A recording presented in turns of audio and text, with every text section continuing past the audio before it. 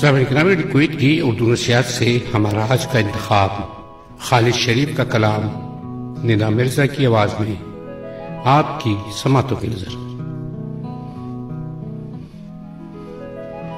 رخصت ہوا تو بات میری مان کر گیا، رخصت ہوا تو بات میری مان کر گیا، جو اس کے پاس تھا وہ مجھے دان کر گیا۔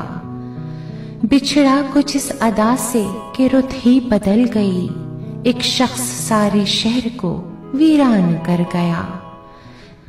دلچسپ واقعہ ہے کہ کل ایک عزیز دوست اپنے مفاد پر مجھے قربان کر گیا۔